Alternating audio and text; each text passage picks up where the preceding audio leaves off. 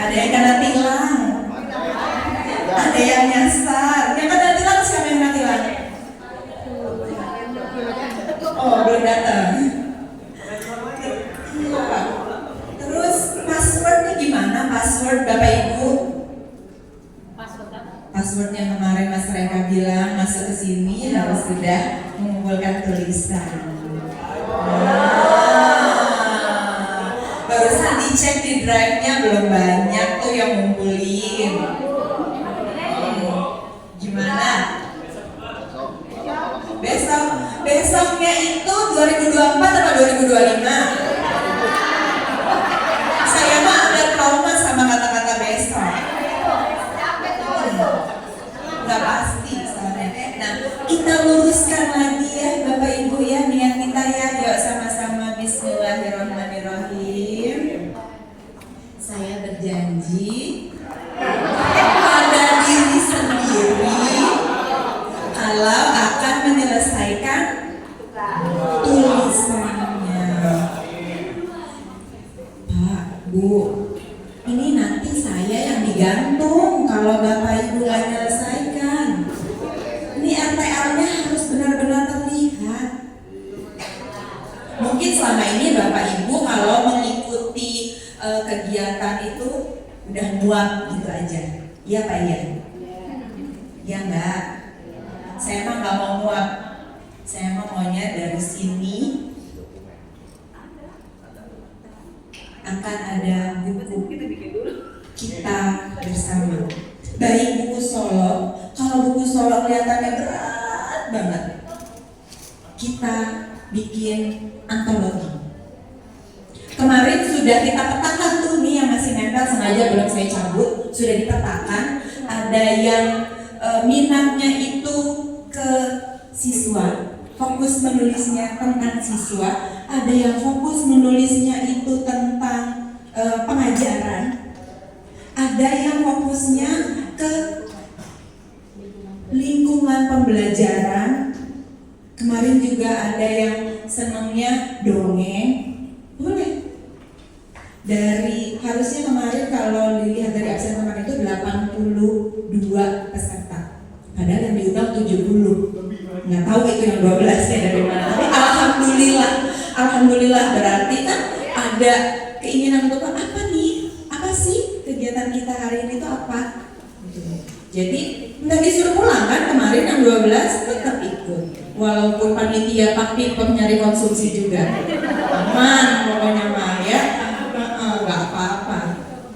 Jadi Bapak Ibu nanti mungkin juga kita punya waktu untuk memetakan bersama-sama gitu. Oh iya nih sepertinya kan tadi saya baca di drive yang mengumpulkan tugas, tidak semuanya sudah mengarah ke menulis buku tapi baru artikel.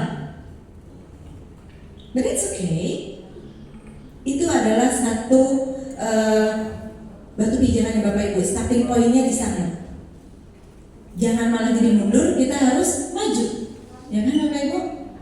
Jadi nanti kita bisa dengan minat yang sama, yuk kita sama-sama nulis ini atau ajukan.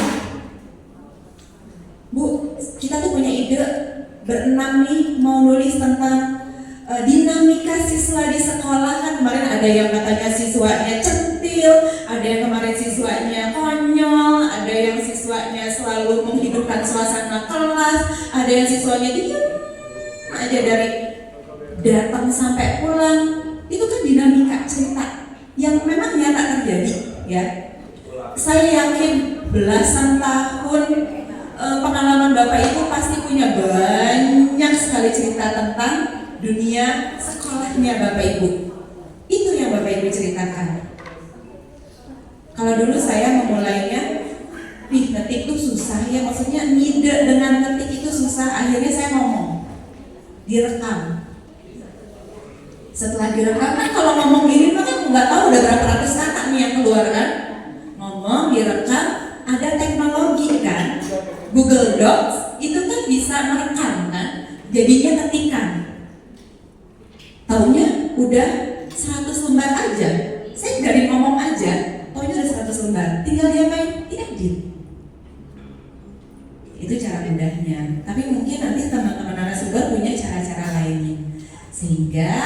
Yuk sama-sama sekarang kita mulai on time ya. Untuk yang pertama kita ada narasumber dari Guru Penggerak Literasi Kabupaten Tangerang, Ibu Iha Fariha.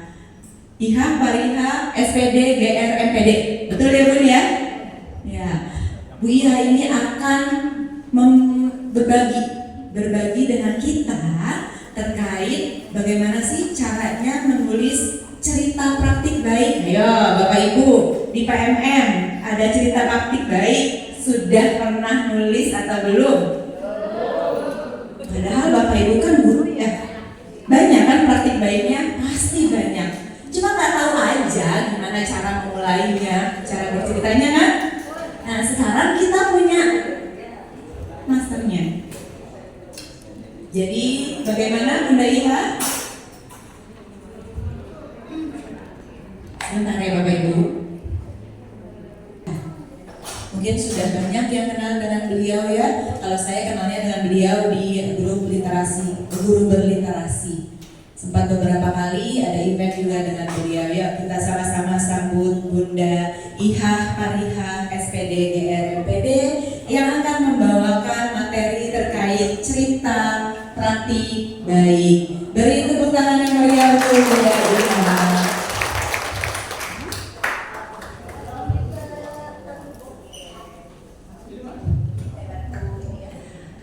Selamat datang nih untuk para narasumber dari Erlangga ya.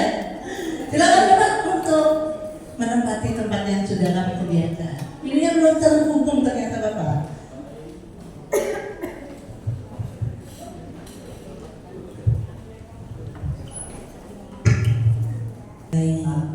Padahal tadi udah ditepukin tangan ya, tapi ternyata harus berubah nih skemanya. Karena alhamdulillah narasumber pertamanya sudah hadir dari Erlangga, ya. Tapi tidak sia-sia tepuk tangannya ya. Nanti kita akan tetap dengarkan pemaparan dari Bunda Iha. Dan pagi ini sudah ada narasumber dari Erlangga, Mas Bambang dan Kak Ivana. Ya, dari Erlangga ini akan memberikan pemaparan ilmu untuk kita terkait bagaimana sih cara ngedit naskah dan bagaimana sih kita bisa mendesain cover atau layout buku kita nanti. Seru ya Bapak Ibu ya? Ya, untuk memaksimalkan waktu yang kita punya, ya sama-sama kita dengar pemaparan yang pertama dari Kak Ivana terkait bagaimana sih mengedit naskah. Bapak Ibu pasti sudah tahu ya, Erlangga itu kan sudah kalibernya sudah tinggi gitu ya, sudah mumpuni, sehingga jangan sampai ilmunya ini sia-sia. Yuk sama-sama kita simak Kak Ivana dari Erlangga. Silakan Kak Ivana.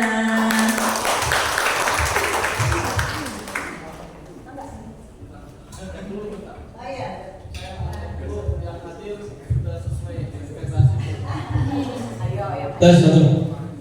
Oke, untuk hari ini alhamdulillah ya kepada Dewi semua bisa mengikuti kegiatan pada sesi kedua atau hari kedua. Alhamdulillah kita bisa ketemu ya, masih diberi kesehatan ya, dan insya Allah nanti sampai kalau nggak salah sampai maghrib ya. Nah, kalau nanti sampai maghrib udah selesai kayaknya nginep ya. Nginep semua. Enggak ya, mungkin sampai jam 4 lah kita. Insya Allah sudah selesai semua kegiatan. Saya cek dulu dari 29 kecamatan yang di jenjang sekolah dasar. Coba yang hadir berapa orang? Cung yang dari SD. Adakah 29? Baru 20 Pak. Baru? Yang lagi masih di jalan. 20 yang lain masih di jalan-jalan ini. Jalan hatiku apa jalan hatimu? Nah ini dia ya. Yang dari SMP? Nah banyak ya. Dari buku 1 dulu nggak? Buku 1 coba ada. Buku 1 1, 2, harusnya ada 4 nih. Buku 1 4. Oke Pak. 4. Buku 2 ada berapa Bu? 3. 1 belum hadir? Atau sudah Bagaimana? Kita beritahu informasi selanjutnya. Yang ketiga, gugus 3. Oke. Gugus 4. Ada 2 ya, gugus 4. Gugus 5. Oke, gugus 5, 4 ya. Gugus 8. Ya, kan cek dulu. Masih itu enggak itu. Kan pagi-pagi kita harus ini dulu ya. Takutnya enggak fokus. Iya. Biasa kan kalau langsung dari 1, 2, 3, 4, 5, 6, 7 sampai 8 itu kan udah biasa ya. Kita bikin sesuatu yang tidak biasa. Oke, senang? Hanya 2 orang saja. Oke. Gugus 7? 4. Gugus 8. Gugus 9. Gugus 10. Yang tak bergugus? Ada gugus. Oke. Alhamdulillah ya, hampir 99% kali ya. Mungkin ya teman-teman kita masih dalam perjalanan kali ya. Mudah-mudahan nanti segera cepat bergabung dengan kita. Alhamdulillah Bapak dan Ibu semuanya, kita ada dari tim Erlangga ya, yang sudah insya Allah akan membagikan ilmunya ya tentang editing dan layoutnya, insya Allah ya. Mudah-mudahan Bapak dan Ibu nih maksimalkan, kata tadi dulu dibilang maksimalkan apa yang ada di beliau-beliau ya. Kalau perlu tanya sampai kulit-kulitnya sampai habis tuh ada kali, kalau perlu ya ilmunya biar habis tuh kita serap semua. Kalau kayak Cina kita di Indonesia tuh gitu ya.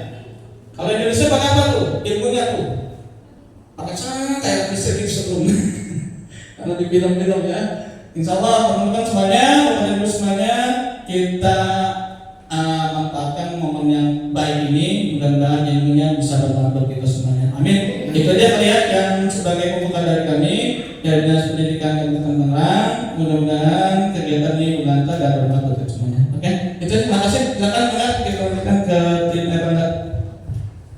Ya, terima kasih. Assalamualaikum warahmatullahi wabarakatuh. Ya, perkenalkan kami dari tim penerbit Erlangga.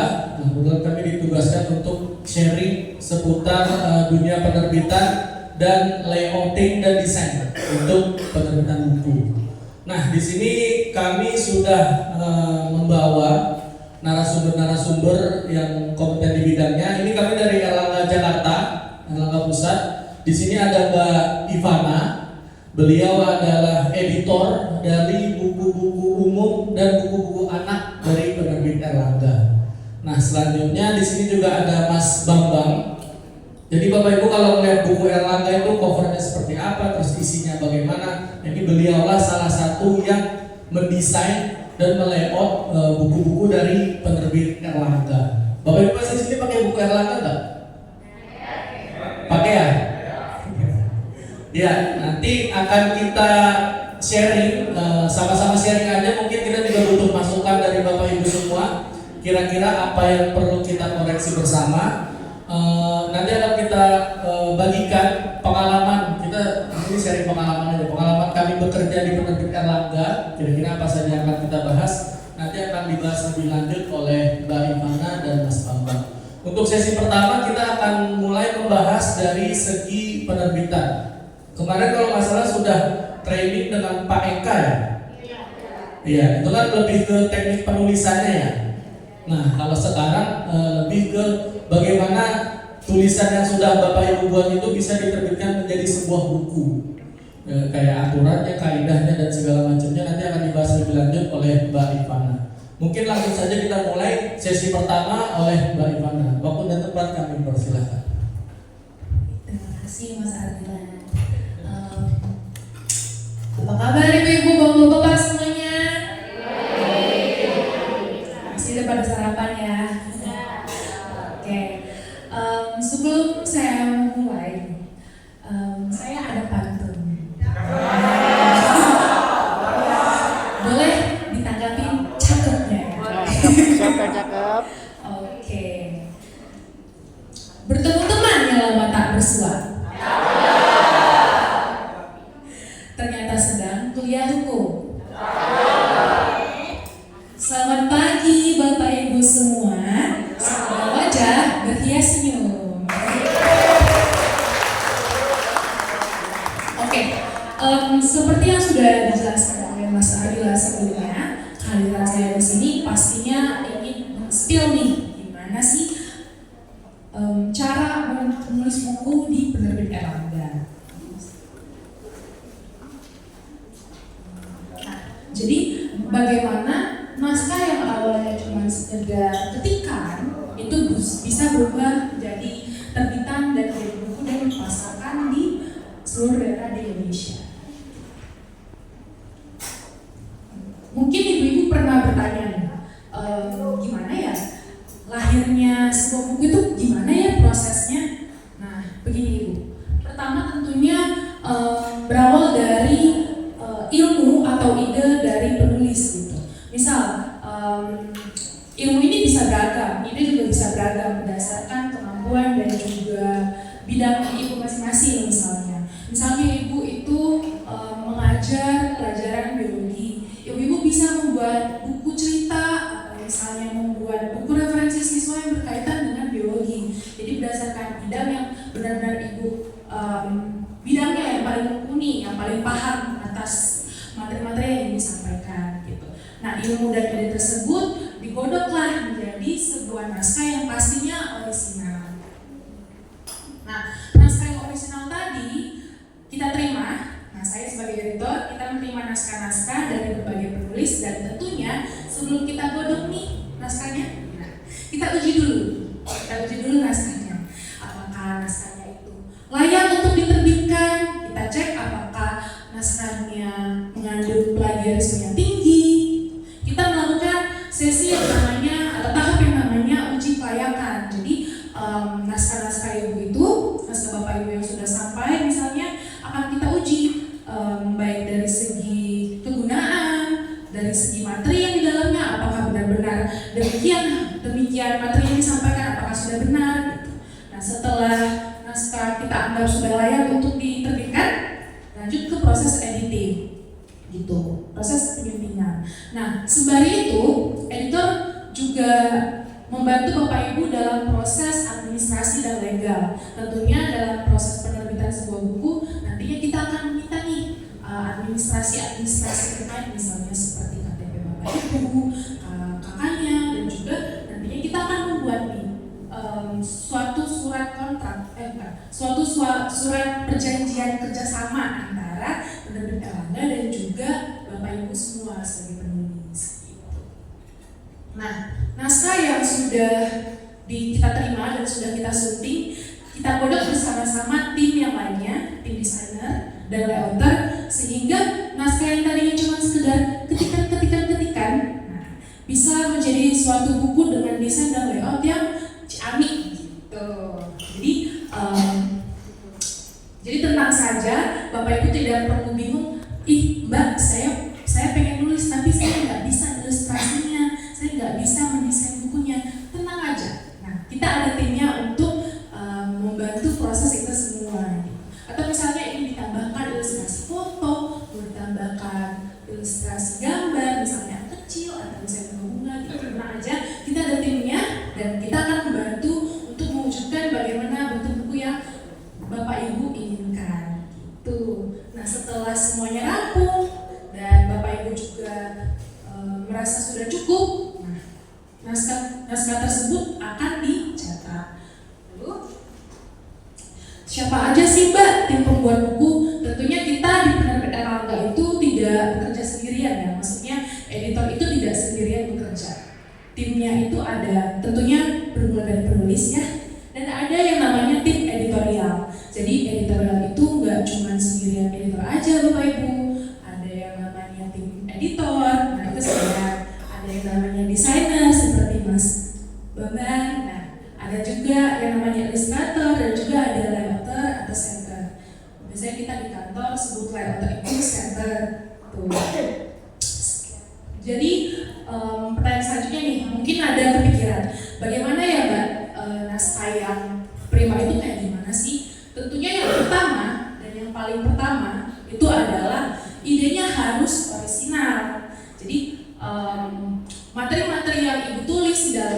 benar-benar harus bisa Bapak Ibu pertanggungjawabkan gitu.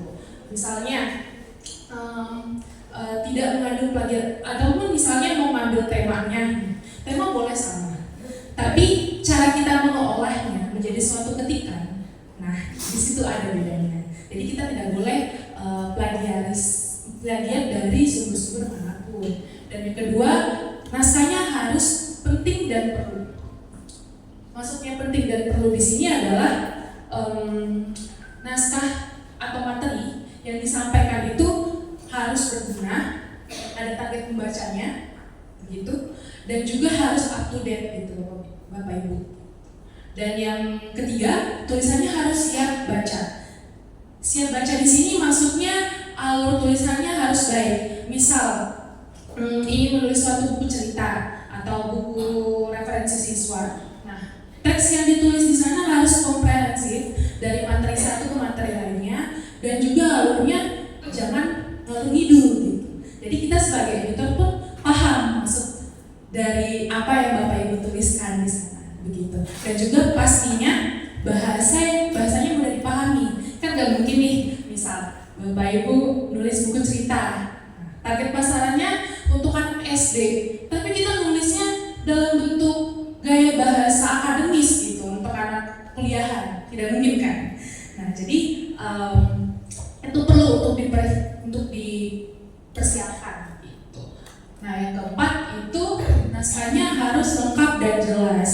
Jadi kita sebagai editor sangat senang nih apabila menerima tulisan yang benar-benar sudah rapi diketik oleh komputer dan juga dilengkapi dengan misalnya print out, sinopsis, foto atau ilustrasi orisinal, dan dilengkapi dengan proposal target pembaca. Jadi Bapak Ibu di sana bukan sekedar naskahnya aja, gitu, nggak sekedar naskah tulisannya aja.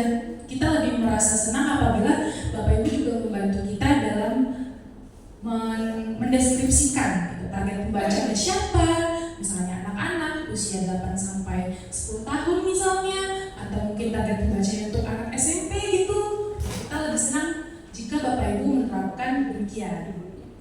Dan juga walaupun nantinya ilustrasi dan foto di sana akan kita buat bersama dengan tim, kita akan lebih senang kalau Bapak Ibu memberikan contohnya. Misalnya mau ditambahkan gambar anak sedang bermain egrang, nah gitu. Walaupun nantinya kita akan mencari sumber-sumber lain yang lebih pantas untuk dicantumkan di sana tanpa berhalangan dalam hal copyrightnya gitu. Nah, terbitan dari buku-buku Erala itu apa saja? Pastinya ada buku produk untuk TK dan anak, ada buku-buku kumpulan cerita, gitu. Ada juga buku-buku kreasi, gitu. Ada buku aktivitas, dan juga ada buku referensi siswa. Referensi siswa ada beragam ya, buku sejarah, biografi, ada juga buku panduan anti bullying untuk anak. Ada juga buku-buku untuk referensi guru. Jadi misal Bapak Ibu guru membutuhkan buku referensi dalam mengajar, bagaimana kiat-kiat dalam mengajar gitu bisa. Ini salah satu contohnya.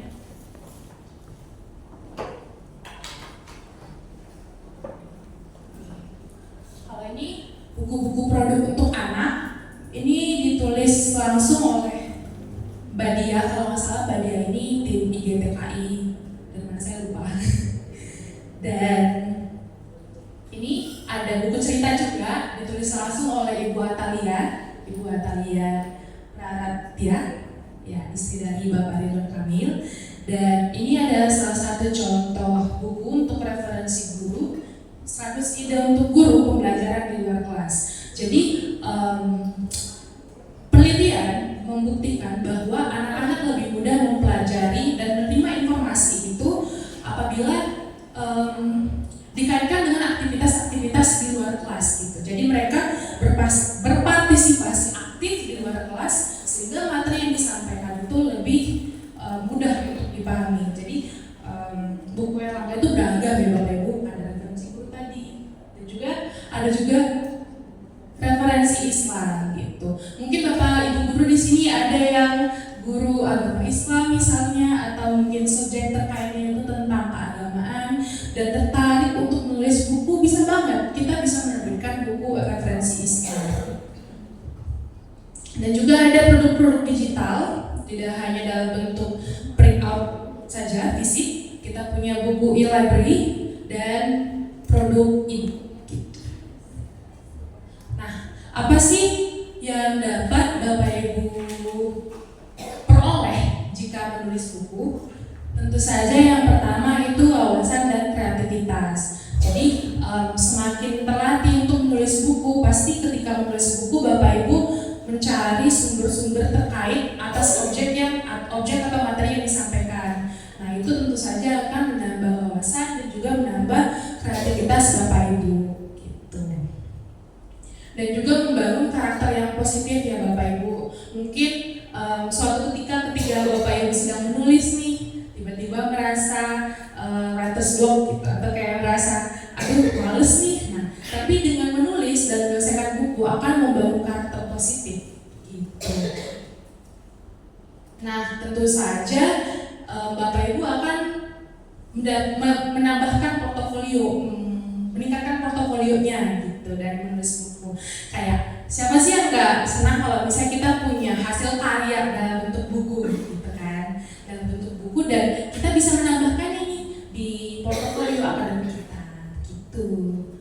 Dan pastinya menjadi sumber pahala. Misal Bapak Ibu menulis buku dan diterbitkan dan dibaca oleh orang banyak anak-anak yang merasa terbantu misalnya atas buku-buku yang telah Bapak Ibu tuliskan, atau misalnya menulis buku cerita, banyak anak-anak yang merasa bahagia, senang gitu atas buku-buku yang Bapak Ibu tuliskan. Atau misalnya untuk guru-guru, referensi guru, nah banyak guru-guru yang merasa terbantu pada saat mengajar. Nah, itu akan menjadi sumber pahala berkepanjangan terus-menerus hingga tiada henti bagi Bapak Ibu semuanya. Dan yang paling utama pastinya mendapatkan penghasilan tambahan atau passive income. Jadi semakin banyak nih, misalnya Bapak Ibu menerbitkan buku, banyak terjual. Nah, semakin banyak buku yang terjual, maka passive income yang Bapak Ibu dapatkan juga semakin banyak. Mungkin itu saja dari saya. Mungkin sesi pertanyaannya nanti di akhir, ya? Apa langsung aja? Baiknya sih langsung ya, karena temanya berbeda ya. Baik, terima kasih Mbak Ivana. Bapak Ibu, ada yang terbersit tanya setelah dipaparkan terkait editing naskah? Ada dong? Ada? Boleh. Mbak, saya mau tanya proses pengiriman sampai ke Erlangga melalui apa?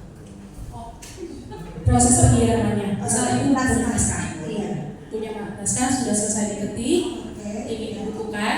Nah, Bapak Ibu bisa menghubungi tim marketing tiap-tiap cabang kami. Bisa memberikannya langsung ke tim marketing, gitu. Menghubungi marketing. Misalkan Ibu punya marketing di Tangerang, nah Ibu bisa dihubungi tim marketing di Tangerang dan akan diteruskan langsung nanti ke tim editor. Menghubungi marketingnya itu cari di Mungkin gimana Mas biasanya? Ya, jadi kalau Bapak Ibu punya naskah, ya. kalau Bapak Ibu punya naskah biasanya ada tim marketing yang datang ke sekolah masing-masing Bapak Ibu. Biasanya seperti itu. Tapi kalau misalkan tim marketingnya belum datang ke sekolah Bapak Ibu, sebenarnya di website Erlangga itu ada kolom karir, terus itu ada kolom pengiriman naskah. Jadi website Erlangga itu erlangga.co.id. Nah, di situ Bapak Ibu bisa mengirimkan naskah dan ada alamat email yang dituju. Seperti itu. Jadi seandainya tim marketing belum datang ke sekolah Bapak Ibu bisa mengirimkannya mandiri melalui website erlangga.co.id.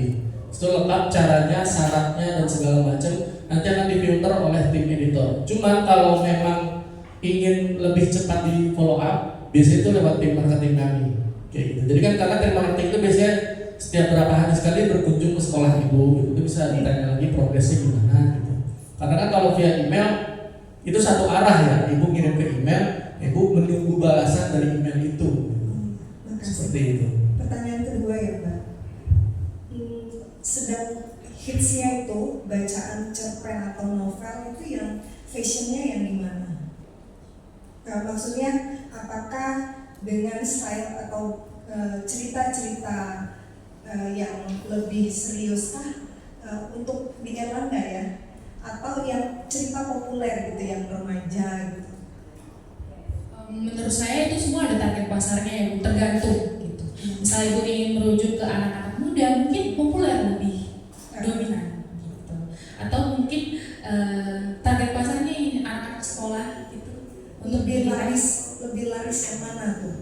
lebih laris kalau kita mungkin ini ya Mas, yang serius edukasi gitu. Karena kita juga Erlangga itu lebih ke buku edukasi. Makasih. Ada lagi Bapak Ibu? Oke. Ini nanti banyak pertanyaannya Kak Ivana ya.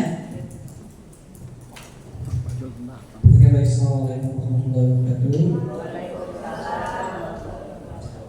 Baik Kak, ini yang langsung saja ingin saya tanyakan, apakah Erlangga ini penerbitnya khusus tentang edukasi, pendidikan, dan kaitan dengan buku-buku sekolah, ataukah bisa juga dengan buku-buku sosial, psikologi, atau sejenisnya lah, sosial, politik, sebagainya. Karena yang kedua, apakah penerbitan buku ini harus melihat market pasar tertentu? Apakah penerbitan buku di Erlangga ini harus melihat target pasar tertentu, misalnya buku pendidikan, buku anak sekolah kelas 5 misalnya? Apakah bisa juga dong? Misalnya saya belum punya naskah, tinggal mau menerbitkan gitu ya. Tapi ini lebih ke pembahasan psikologi, ya psikologi agama dan sebagainya, sosial. Cuma kan saya pengen terbit bukan karena target pasar, tapi lebih ke kepuasan pribadi saya. Karena saya hobi nulis, ketika diterbitkan jadi kepuasan tersendiri. Ya ibaratnya ningkatin produktivitas saya gitu ya, kayak gitu. Apakah bisa seperti itu, dan prosedur administrasi dan keuangan seperti apa? Iya, itu pertanyaan saya. Terima kasih. Assalamualaikum warahmatullahi wabarakatuh. Terima kasih pertanyaannya. Tentu saja kita tidak harus gitu. Kita juga punya buku-buku cerita novel gitu. Jadi Bapak misalnya mau menerbitkan tentang psikologi, boleh saja. Boleh dikirimkan naskahnya ke kita gitu. Kita akan mewadahinya dan kita akan memprosesnya. Mungkin Mas mau ngomong? Ya mungkin tambahan dari saya, kami itu penerbit Erlangga percaya semua orang bisa jadi penulis gitu. Jadi semua orang berhak untuk menjadi penulis selama sesuai dengan kaidah-kaidah yang kami harapkan. Seperti itu. Jadi kurang lebih jangan sampai tulisannya itu menurut Bapak sudah selesai, tapi pas kita lihat naskahnya jadi belum finish gitu, belum ada klimaksnya di naskah ini gitu. Kalau untuk novel ya. Tapi untuk referensi guru mungkin menurut Bapak itu sudah sesuai, tapi menurut kami ini sumbernya masih kurang nih. Ini sumbernya perlu digali lagi nih. Nah mungkin menurut kami itu naskah yang belum selesai seperti itu. Tapi seandainya Bapak ingin menulis dengan Erlangga, jawabannya bisa. Nanti kira-kira akan kami telaah atau kami petakan kira-kira buku Bapak ini cocoknya diterbitkan di imprint yang mana. Jadi Erlangga sendiri itu bukan hanya penerbit Erlangga satu gitu. Jadi ada imprintnya masing-masing. Yang tadi Mbak Ivana sudah jelaskan, kalau untuk buku anak itu ada namanya Erlangga for Kids. Lalu untuk buku Islam itu ada namanya Emir. Dan lalu untuk buku umum yang tadi Bapak bilang psikologi, terus soal referensi remaja, orang tua itu ada imprint namanya Esensi. Nah kebetulan Mbak Ivana ini adalah editor dari imprint Esensi dan juga Erlangga for Kids. Jadi semua orang kami yakin bisa jadi penulis asalkan bahan yang mereka buat atau yang ditulis itu sejalan dengan apa yang Erlangga ingin capai atau cita-citakan gitu kira-kira. Karena kan sesuai moto kami melayani ilmu pengetahuan. Jadi ilmu pengetahuan itu sangat luas, sangat banyak dan beragam. Jadi kami juga ingin menerbitkan buku dengan topik atau bidang yang seluas-luasnya seperti itu. Jadi jangan sampai buku yang sudah Bapak Ibu tulis itu sama dengan produk sejenis yang ada di Erlangga gitu. Jadi nanti bisa dikirimkan dulu aja naskahnya. Nanti akan kita pelajari kira-kira apakah buku ini sudah pernah diterbitkan dengan topik dan target pembaca yang sama, atau ini benar-benar buku yang baru yang selama ini Erlangga cari-cari. Seperti itu Bapak. Cukup, Pak. Cukup. Soal administrasi Oh.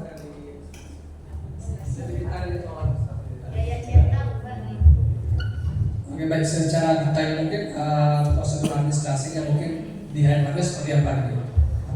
Tentu saja prosedur administrasinya tidak terlalu ribet ya Bapak Ibu, cuman kita butuhkan itu dalam proses ini ya Mas, proses persetujuan gitu. Jadi misalnya cuman kita membutuhkan data-data identitas pribadi, misalnya seperti KTP gitu, kartu keluarga, NPWP. Tapi tenang saja, tidak akan kita apa-apakan, hanya sebagai pendataan saja. Kalau untuk biaya cetaknya, tenang saja Bapak Ibu, tidak perlu dipikirkan. Bapak Ibu ingin menulis di kita tidak memungut apapun, bahkan Bapak Ibu tidak perlu memberikan editor apa-apa. Jadi Bapak Ibu cuma memberikan naskahnya saja. Dari segi foto, ilustrasi misalnya, itu tidak perlu. Jadi itu semua kita persiapkan sama tim kami sendiri. Maaf, Rex biayanya, lebih detailnya Rex biayanya di kalau penerbitan solo atau mandiri dengan penerbitan sekolah seperti apa? Penerbitan buku sekolah bisa dijelasin atau harus dibanding? Jadi saya mau menjelaskan kalau tadi seperti Mbak Ivana bilang, Erlangga tidak memungut biaya sama sekali ke penulis. Jadi penulis seandainya ada pihak yang meminta sejumlah uang dari penerbit Erlangga, harapan kami bisa laporkan ke kita gitu, karena kita tidak boleh menerima barang apapun atau uang apapun atau dalam bentuk apapun ke editorial. Jadi murni semua ditanggung oleh penerbit Erlangga. Bahkan kalau bukunya itu perlu di launching atau diluncurkan di misalkan di mall atau di tempat mana, itu nanti Erlangga yang tanggung.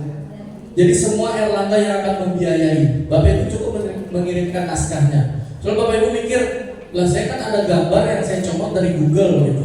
Itu kira-kira gimana prosedurnya? Nanti akan Erlangga yang cari sendiri itu gambar sumbernya dari mana, apakah berbayar. Seandainya berbayar, nanti Erlangga yang akan membayar gambar tersebut.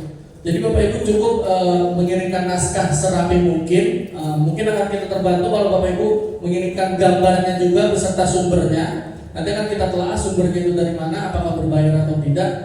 Jadi perlu dicatat, Erlangga sama sekali tidak memungut biaya apapun dari Bapak Ibu. Seperti itu. Bahkan tadi yang disampaikan Mbak Ivana, administrasi itu kami butuhkan itu kaitan dengan perpajakan gitu. Karena nanti Bapak Ibu kan penerang kalau di penerbit royalti gitu. Royalti buku yang sudah Bapak Ibu tulis. Nah, itu karena ada pajak penghasilan di situ. Nah, itu akan kami minta kira-kira data-data administrasi yang dibutuhkan untuk mempermudah Bapak Ibu nantinya pelaporan perpajakan gitu. Karena itu maksudnya pajak penghasilan gitu ya. Jadi perlu diingat bahwa penerbit Erlangga tidak pernah memungut biaya apapun dari Bapak Ibu yang ingin menulis di Erlangga. Seperti itu. Nah, itu adalah Pak Jackson. Pak Jackson itu salah satu tim dari Erlangga cabang Banten. Jadi Bapak Ibu kalau butuh bantuan atau mau pesan buku Erlangga gitu, bisa menghubungi Pak Jackson dan Bapak Komarudin, Pak Komar gitu. Iya, seperti itu. Ya, mungkin menjawab Bapak. Luar biasa ya, berarti Erlangga tidak menerima gratifikasi ya. Masya Allah, tepuk tangan dong. Tercerahkan ya Bapak Ibu ya. Ini jadi pengen cepat-cepat nulis nih, pengen supaya bisa dicatat gitu ya. Ya, ada lagi pertanyaan? Oke, dari pojok nih ada pertanyaan. Masih kuat ya Mbak Ivana ya? Masih. Baik, bismillahirrahmanirrahim. Assalamualaikum warahmatullahi wabarakatuh. Perkenalkan, saya Hasbi dari SMP Negeri 1 Kubus 7.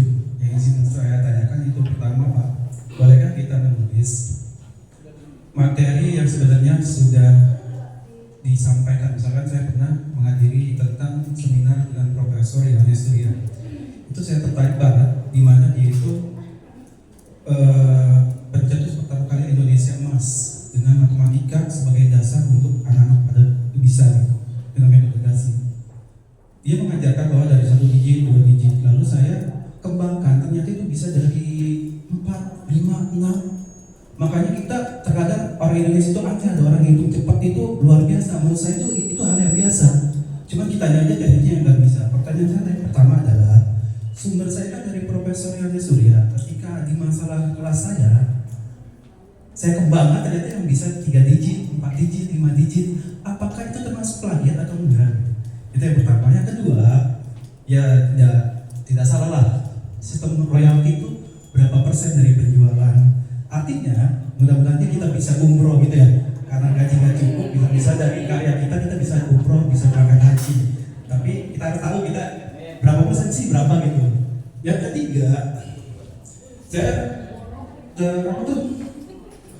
Misalkan buku Pak, makanan kan ada kadaluarsanya Pak ya. Kalau menurut saya cerita pasti ada kadaluarsanya juga. Contoh dulu, saya membaca ada buku yang ditaruh plastik atau enggak gitu. Saya termasuk orang yang dulu di Robinson ada buku yang nggak di plastik saya baca Pak. Mungkin buat penulis rugi, tapi menurut saya pahala. Nah sekarang semua diplastikin Pak ya. Nah maksud saya adalah kadaluarsa buku itu dari mulai penerbitan sampai di tag itu dilihatnya dari segi apa Pak? Terima kasih. Terima kasih Pak Hasbuni. Mangga, boleh dijawab. Tapi sebelum dijawab, kita beri aplaus yang meriah untuk Erlangga Perwakilan Banten, Pak Jackson dan Pak Kamarudin. Luar biasa Bapak Ibu ya, support Erlangga untuk Bapak Ibu guru di Kabupaten Tangerang. Sekali lagi dong aplaus yang meriah. Oke, terima kasih atas hadirannya. Mangga, Mbak Ipana dijawab. Oke, saya izin menjawab ya, Pak. Jadi menurut saya berdasarkan ilustrasi, berdasarkan cerita Bapak barusan itu menurut saya tidak tergolong sebagai plagiarisme. Jadi seperti saya bilang, ilmu atau ide bisa kita dapatkan dari mana saja, gitu, luas gitu, bahkan dari pengalaman pribadi Bapak mengikuti seminar tadi, terus Bapak mendapatkan ilmu, ide, nah itu tidak masalah. Tapi bagaimana cara Bapak mengembangkan ilmu tersebut, menulisnya, mengemasnya menjadi suatu tulisan, nah disitulah sisi kreativitasnya, gitu. Lalu untuk segi royalti, dari segi royalti tentu saja itu berdasarkan kesepakatan antara Bapak Ibu dan pihak Erlangga. Jadi kita tidak, tentu saja nanti akan kita tulis bersama, tapi dengan atas persetujuan Bapak. Dan kisaran royaltinya mungkin sekitar 8 atau sampai, saya kurang tahu pasti, tapi sekitar 8 sampai 15%. Tergantung kesepakatannya nantinya. Lalu untuk segi pertanyaan ketiga tadi, kadaluarsa buku. Menurut saya buku kadaluarsa agak seperti anomali gitu ya. Maksudnya ilmu kan tetap berkembang, mau bagaimanapun pasti ada pasarnya. Bahkan buku-buku cerita yang sudah lama, buku-buku pelajaran tidak bisa kita katakan kadaluarsa. Misalnya buku-buku yang kurikulumnya sudah lama tidak bisa kita katakan kadaluarsa. Kita masih bisa merujuk, tapi kita bisa kembangkan dari buku lama tersebut, ya kan? Jadi menurut saya kadaluarsa itu agak kurang tepat untuk menggambarkannya, tapi saya paham maksud Bapak gitu. Jadi untuk menggambarkan lamanya, durasi lamanya, saya kurang tahu pasti. Karena seperti yang saya bilang tadi ya, buku dibilang kadaluarsa agak seperti, kecuali orang-orang sudah tidak benar membaca lagi gitu. Mungkin dari Mas Andila ada yang ditambahkan. Ya, jadi tadi pertanyaan yang pertama soal plagiarisme. Ya, tadi yang Mbak Ivana bilang kalau ya ilmu pengetahuan tidak pernah berhenti gitu.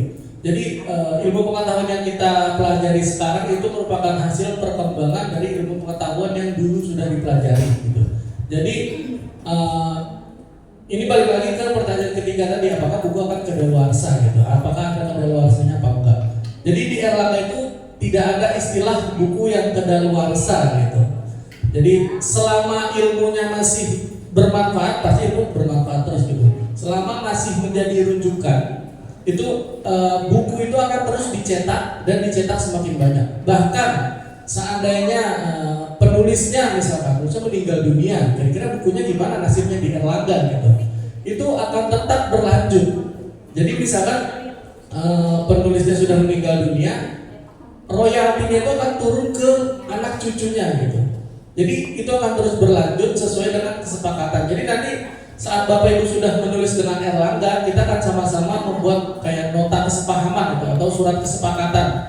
Baiknya seperti apa mekanisme pemberian royaltinya, karena di Erlangga juga ada dua tipe. Yang pertama itu royalti yang berjalan terus, jadi setiap buku eksemplar yang dibeli oleh orang itu nanti Bapak Ibu akan mendapatkan royaltinya. Terus yang kedua beli putus. Beli putus itu maksudnya kalau Bapak Ibu punya buku, yaudah Bapak kasih naskahnya, nanti Erlangga hargai itu naskah berapa, seperti itu. Itu mekanisme kedua. Jadi nanti balik lagi ke saat kesepakatan, nanti baiknya seperti apa dan maunya seperti apa. Jadi yang tadi untuk buku kadaluarsa, bahkan menurut Erlangga buku tahun 1990-an itu masih ada dan masih terjual. Salah satunya adalah buku perguruan tinggi. Karena buku perguruan tinggi itu ilmunya ilmu yang apa ya? Ilmu lama yang harus dikembangkan lebih lanjut gitu. Jadi buku-bukunya itu buku-buku yang ya terbitan tahun 90-an, bahkan ada yang 80-an itu masih ada yang pakai, dosen-dosen itu masih ada yang pakai gitu. Jadi buku itu tidak pernah kedaluarsa seperti itu. Mungkin menjawab Bapak. Terus tadi juga royalti. Untuk royalti itu balik lagi ke nanti Bapak Ibu kesepakatannya seperti apa. Seperti itu. Ya maksud saya gini ya, pertanyaan ketiga itu maksudnya ketika di mall gitu ya, kan buku-buku itu ditarik sama Erlangga itu lihat situasi dan kondisi itu seperti apa. Misalkan contohnya cara mengaplikasikan HP, atau teknologi bukan HP gitu. Misalkan ada yang lebih canggih lagi gitu. Apakah ditariknya melihat perkembangan zamannya, pasarannya atau gimana gitu. Ya.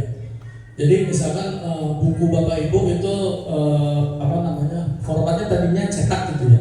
Terus sekarang dunia udah digital, itu semua serba digital. Nanti Erlangga pasti akan mengumumi Bapak Ibu semua. Kira-kira buku Bapak Ibu apakah bersedia dijadikan e-book? Karena kita juga punya platform e-book tuh. Nah nanti apakah Bapak Ibu bersedia produknya itu dijadikan buku digital? Kalau bersedia nanti akan kita konversi dan otomatis nanti cara jualnya beda lagi gitu. Melalui platform digital kita namanya e-book Erlangga. Bapak Ibu bisa cari di Play Store itu e-book Erlangga dan e-library Erlangga. Di situ ada banyak koleksi buku-buku digital kita.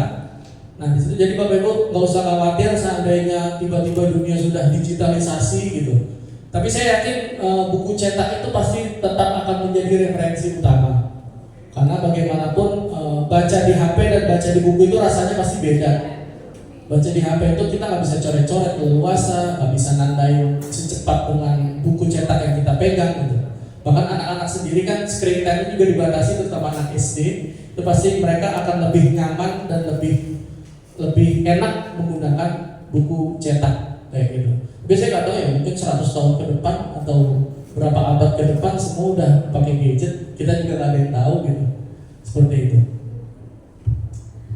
Mungkin ingin menambahkan ya supaya menjawab pertanyaan Bapak. Jadi kita di Erlangga itu ada istilahnya cetakan ulang gitu. Jadi misalnya cetakan pertama naskahnya seperti ini dengan desain dan ilustrasi seperti ini gitu. Tapi di cetakan berikutnya misalnya sudah 10 tahun, ini buku sudah lama gitu dari segi desain dan isi. Nah, Bapak Ibu bisa menginput informasi-informasi terbaru yang relevan, yang up to date, yang relevan dengan materi tersebut. Nah, Bapak Ibu bisa sebagai penulis bisa menambahkannya dan kita akan menambahkannya di cetakan yang berikutnya gitu. Jadi menurut saya tadi mungkin itu bisa menjawab ya pertanyaan Bapak. Jadi tidak ada ilmu yang kadaluarsa, yang ada kita melengkapi ilmu yang sudah ada, mengembangkan ilmu yang sudah ada. Gitu. Oke, terima kasih sudah cukup menjawab katanya Mbak Ivana. Ada lagi pertanyaan Bapak Ibu? Oke, ada lagi di sebelah bisik-bisik ternyata mau nanya juga. Oke, lanjut. Ya, saya dari SD Nomor 1 ingin bertanya, penasaran sih, lebih ke penasaran.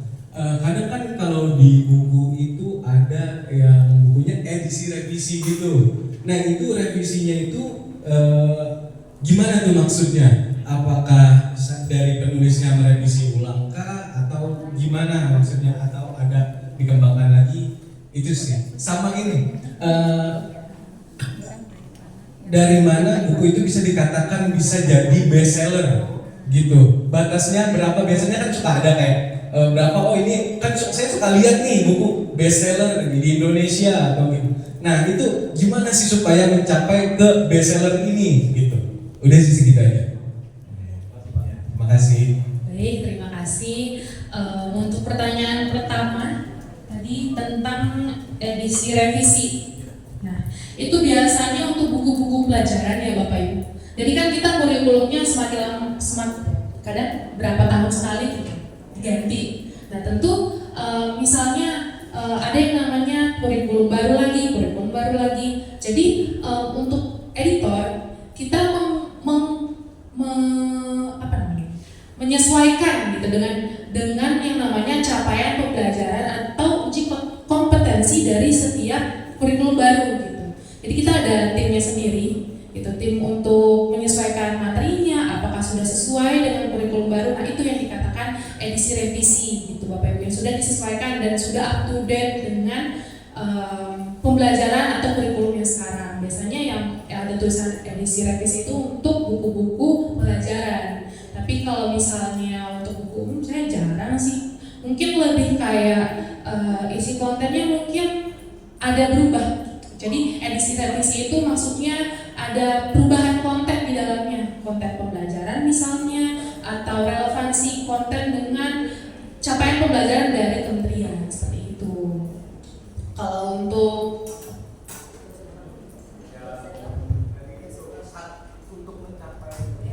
bestseller, mungkin kalau untuk bestseller itu yang bisa mengkategorikannya mungkin dari segi marketing ya. Coba Mas Ardil. Ya, sebuah buku itu dikatakan bestseller, tapi tidak ada patokan jumlah eksemplarnya gitu. Jadi selama buku itu kira-kira diterima di pasaran, banyak direview oleh reviewer produk, lalu kira-kira hampir semua sekolah itu berminat dengan buku itu, nah itu bisa kita katakan bestseller. Jadi kalau bestseller itu rata-rata terjadi pada buku-buku umum, buku-buku referensi. Kalau buku sekolah itu jarang ada bestseller, karena kan buku sekolah itu kaitan dengan kesesuaian, apakah sesuai dengan yang Bapak Ibu ajarkan di sekolah atau tidak gitu.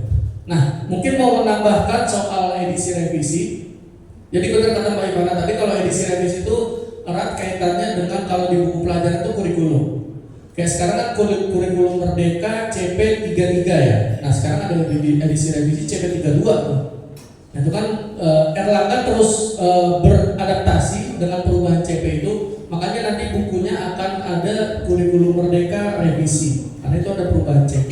Nah apa yang dilakukan penulis? Biasanya editor itu nanti akan menghubungi penulis. Penulis biasanya udah tahu dulu tuh CP-nya berubah yang mana aja. Walaupun perubahannya sedikit, tetap kita update. Karena kan pembaruan ilmu pengetahuan itu sangat penting. Jadi apapun perubahan yang terjadi di Indonesia, misalkan, jadi dulu itu provinsi ada 34. Nah, nggak mungkin dong buku yang terbit sekarang katanya provinsi masih 34, sekarang sudah 38. Itu tentu akan kita perbarui di cetul atau cetakan ulang selanjutnya. Lalu juga ibu kota Indonesia, mungkin kan kemarin tuh masih Jakarta, mungkin nanti akan IKN. Nah perlu pembaruan informasi itu. Kira-kira informasi-informasi jangan sampai buku yang diterima oleh anak-anak nantinya informasinya itu masih informasi-informasi lama. Jadi kita itu terus beradaptasi dengan perubahan, baik untuk perubahan geopolitik, terus juga tempat dan sebagainya, termasuk ibu kota negara. Nah, jadi edisi revisi itu maksudnya pembaruan informasi seperti itu. Jadi dari informasi-informasi lama kami perbarui informasinya. Jadi semua pelanggan atau semua siswa yang memegang buku Erlangga, selama itu bukunya dibeli di tahun yang sama, itu kami bisa pastikan kalau buku itu sudah merupakan edisi terbaru dan informasi yang diberikan itu adalah informasi terbaru di tahun itu. Kayak gitu. Jadi kenapa buku itu setiap tahun itu ganti? Kenapa buku itu setiap tahun itu baru? Karena kan perubahan di Indonesia aja udah banyak dalam 1 tahun ke belakang. Nah, apalagi di ranah dunia, jangan sampai anak-anak itu mempelajari materi-materi yang lama, gitu. Seperti itu. Seperti itu, Pak. Apakah terjawab? Sangat terjawab. Baik, ada lagi Bapak Ibu? Oh oke, oh iya waktunya ya untuk sesi kedua. Padahal saya punya pertanyaan, coba saya simpan deh nanti untuk di sesi kedua. Kalau gitu kita beri tepuk tangan yang meriah untuk Mbak Ivana. Terima kasih banyak atas ilmunya dan berbagi ya. Sebelum menutup saya ada pantun lagi. Oh boleh. Boleh ya, boleh ya. Nah, untuk menutupnya saya ada pantun. Tolong ditanggapin lagi. Siap. Burung dara, burung cendrawasih. Cakep. Bisa dicari di Papua. Cakep. Cukup sekian, terima kasih. Semoga bermanfaat untuk kita semua. Oke, seru ya Bapak Ibu ya. Mantuk nggak? Nggak dong ya. Atau mau ice breaking dulu? Boleh. Saya punya ini Bapak ganteng nih yang mau ice breaking. Udah bisik-bisik sama saya mau ice breaking dulu, boleh ya Mas Bambang ya? Boleh ya. Bapak Kasep, mangga waktu dan tempat dipersilahkan. Tadi saya tanya namanya siapa Pak? Sebut saja Bapak ganteng gitu katanya. Oke.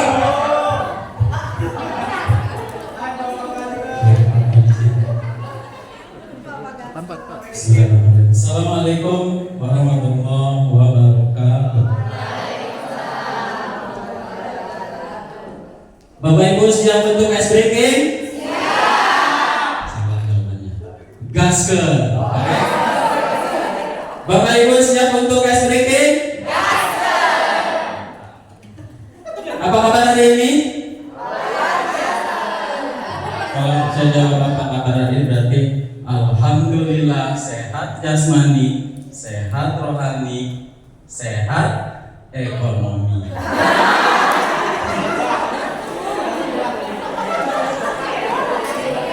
Sudah ya, Bu.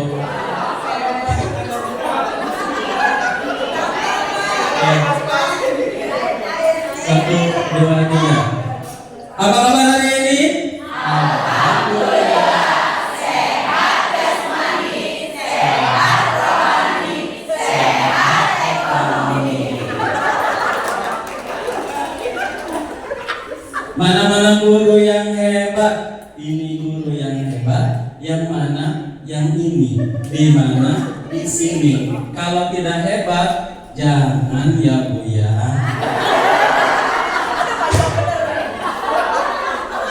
Yang bolos ngajar, jangan ya Bu ya. Suka ngomongin kepala sekolahnya, suka ngejelekin sekolahannya, suka ngejelekin yayasannya, suka keluh kesah kalau gaji belum cair. Bisa ya? Bisa ya? 1, 2, 3. Mana-mana guru yang hebat? Ini guru yang hebat. Yang mana? Yang ini. Di mana? Di sini. Kalau tidak hebat, suka ngomongin kepala sekolahnya, suka ngejelekin yayasannya, suka ngomongin kepala sekolahnya, suka bolos ngajar. Kalau bilang gini berarti ciki. 1, 2, 3. Ciki. Semuanya 1, 2, 3. Ciki. Kalau begini boom. 1, 2, 3. Boom. Kalau gini hak. 1, 2, 3.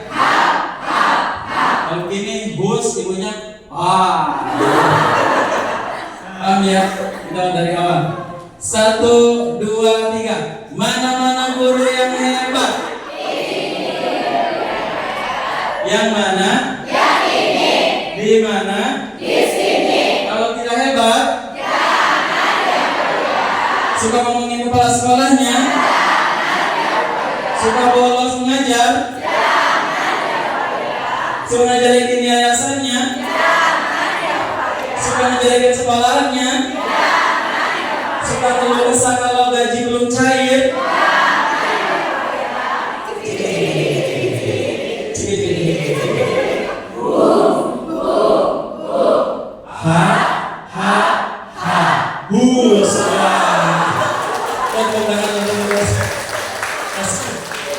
Baik, terima kasih Bapak Ganteng. Bukan hanya tersegarkan tapi jadi mikir ya. Panjang banget, saya pada mikir. Iya, terima kasih Bapak. Nanti lagi ya Pak ya. Di habis isoma ya Pak ya. Oke, terima kasih banyak. Kita lanjutkan ya Bapak Ibu ya. Ke narasumber kedua masih dari Erlangga dengan Mas Bambang Trihatmoko. SDS. Saya mikir waktu dikirim SDS, apa nih sarjananya bulan Desember? Apa gimana gitu? Oh ternyata mungkin sarjana desain kali ya Mas ya. Oke, silakan Mas Bambang. Oke, terima kasih Ibu. Assalamualaikum warahmatullahi wabarakatuh. Selamat pagi Bapak dan Ibu. Itu yang barusan kayaknya sering dilakuin semua ya sama Bapak itu ya. Ngomongin kepala sekolah. Ngomongin kata ya. Biasanya pengalaman itu.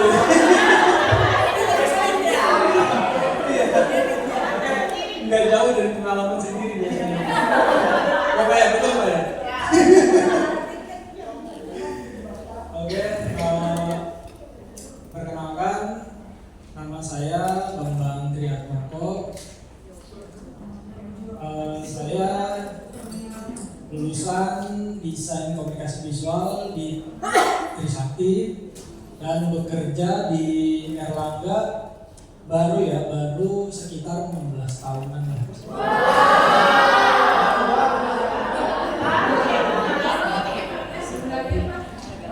Mas, kok kayak masih fresh graduate sih Mas?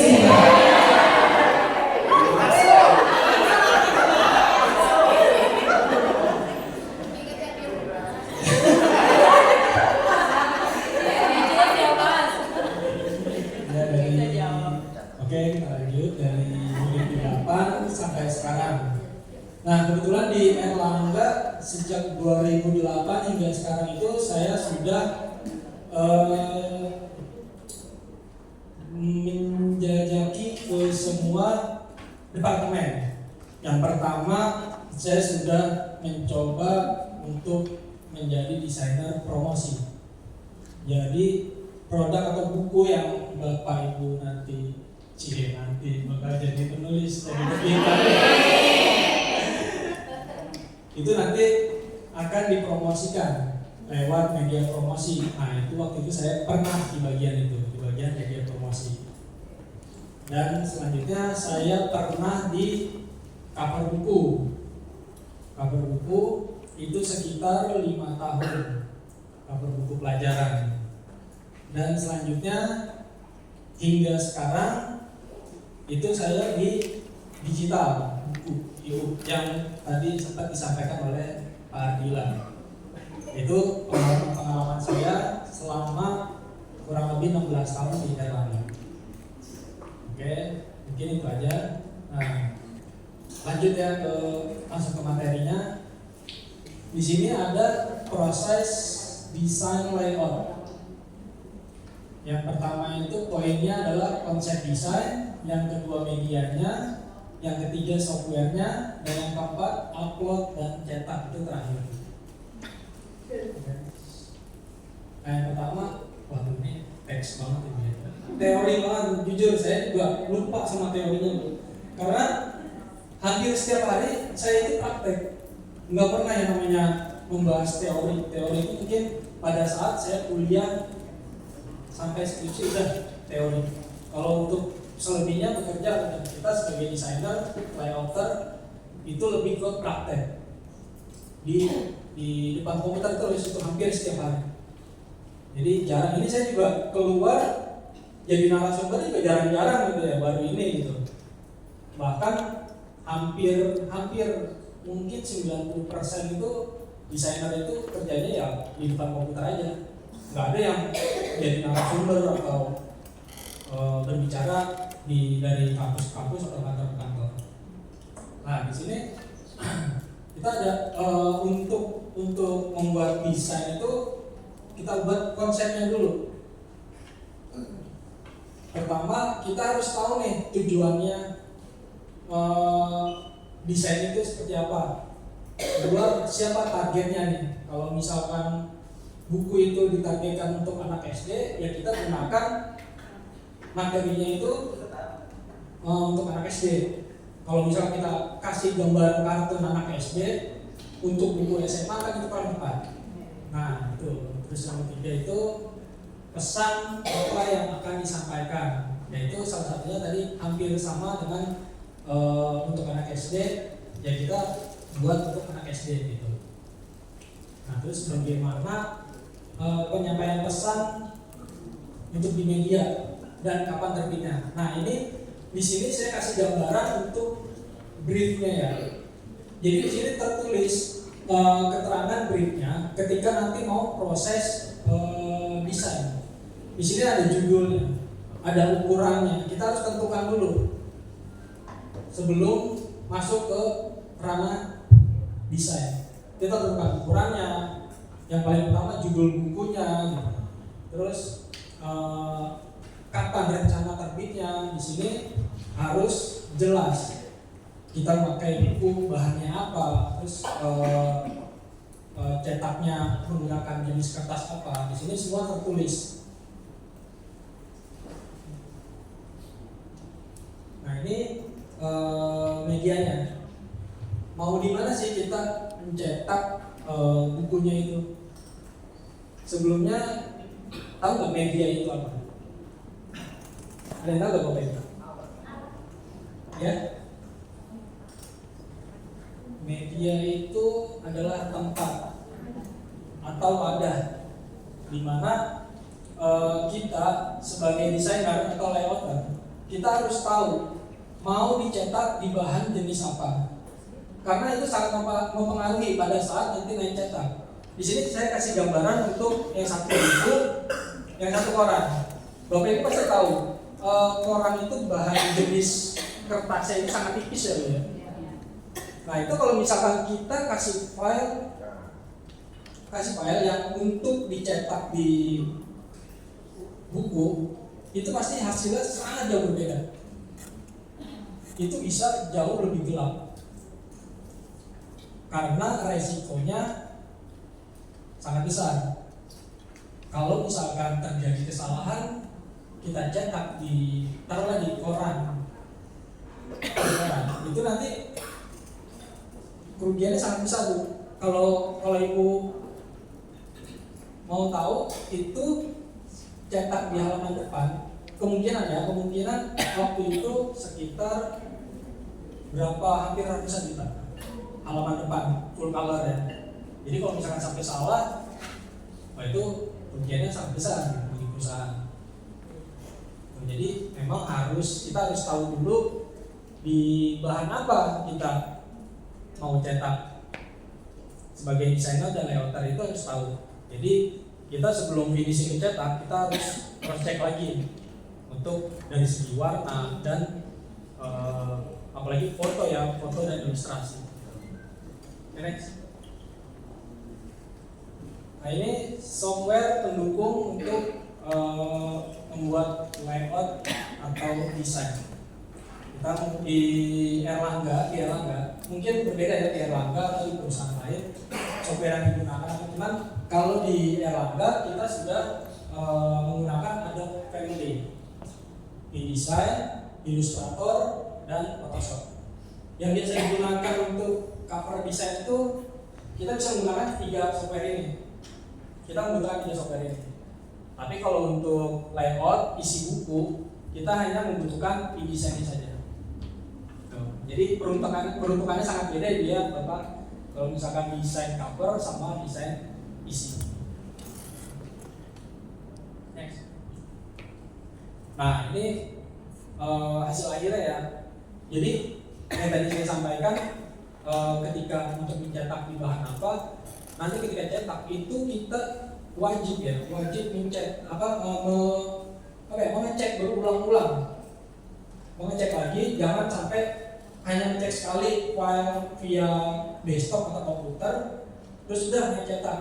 Itu kita perlu dicek lagi, karena saya dan teman-teman pun yang sudah belasan sampai puluhan tahun pun sampai saat ini tuh masih terjadi kesalahan walaupun sedikit tapi fatal gitu kerugiannya.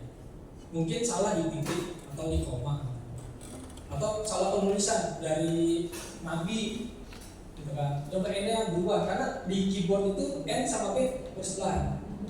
Nah itu bahaya gitu. Jadi benar-benar kita harus mengecek ulang sebelum naik cetak gitu. Karena yang kita cetak ini kan bukunya bisa banyak ya, ribuan eksemplar.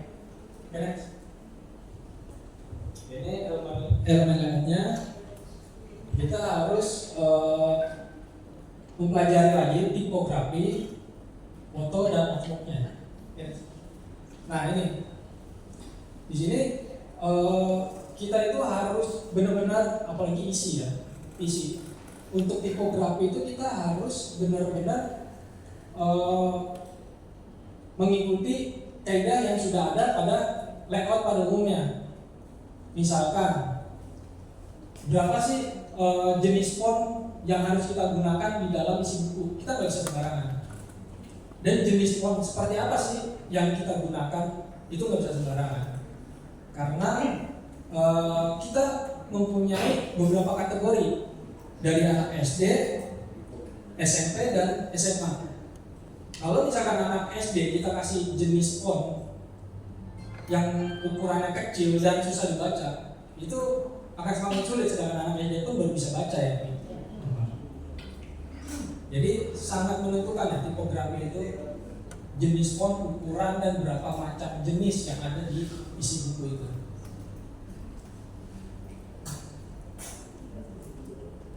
Nah ini salah satu contoh isi buku berisikan foto dan artworks. Jadi boleh di dalam isi itu menggantikan image atau foto dengan ilustrasi. Jadi jika nanti Bapak dan Ibu menjadi penulis tidak mempunyai gambar atau foto, Bapak Ibu bisa memberikan gambaran. Misalkan saya mau foto yang gambar ibu sedang mengajarkan anak, tapi saya nggak ada nih fotonya. Kalau bisa nggak pakai ilustrasi atau gambar kartu? Bisa sebagai penggantinya. Nah ini salah satu contohnya, penggantinya itu berupa ilustrasi ya, yang sebelah kanan ya. Ilustrasi gambar yang anak kecil jilbab itu. Nah itu menggunakan ilustrasi, yang sebelah kiri menggunakan foto. Jadi tidak ada batasan. Di dalam isi buku itu kita harus menggunakan foto, full foto terus, image. Jadi kita bisa kombinasikan dengan ilustrasi berupa kartu.